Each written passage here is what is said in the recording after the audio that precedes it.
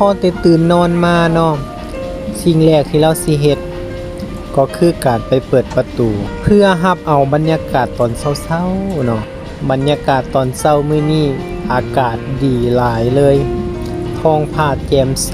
ภารกิจของเรามื้อนี้ก็คือกันกับทุกๆมื้อเนาะก็สิตื่นมาก็สิทำการหางหากาเกียมกับข้าวกับน้ำเด้อตอนเช้าเราก็สิทำการล้างเครื่องล้างของแล้วก็หุงข้าวหุงปลาไว้ส่วนว่าเบาแก่น้อยก็ยังนอนอยู่เนาะโดยความที่ว่ามันยังเช้าอยู่ปกติเบาแก่น้อยก็สิตื่นประมาณ10 โมงบางมื้อก็11 โมงยามมื้อนี้เมียเบาแก่น้อยเราก็สิเฮ็ด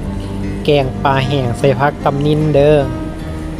เชื่อว่าหลายๆคนก็สิเคยได้กินอยู่ปลาแห้งนี่ก็ตั้งแต่กลับบ้านข้าวนั่นพุ่น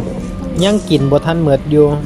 กับข้าวที่แซ่บที่สุดก็บ่จำเป็นต้องแพงเสมอไปเด้อบางเทื่อก็เป็นกับข้าวง่ายๆที่ทางบ้านฝากมาให้กินยามใดก็บ่มีเบื่อพี่น้องเอ้ยแต่ถ้าเป็นบางมื้อเบาแก่น้อยก็มันพาวแห้งก็บ่ได้เฮ็ดกินก็พากันไปซื้อกินอยู่ทางหน้าเอามาเฮ็ดเวียกอยู่ไทยนี่สิได้ครึ่งปีละเด้อ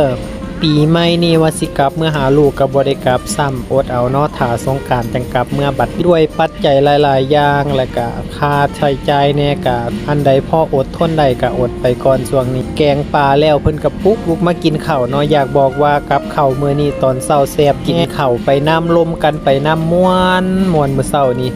แซ่บแห้งเบิ่นเข้าไปจนว่าหมดหม้อเลยมาฮอดนี้แล้วก็ฝากติดตามเป็นกำลังใจให้เบาแก่น้อยกับเมียแน่เด้อฝากกดติดตามฝากคอมเมนต์ให้แน่เด้อ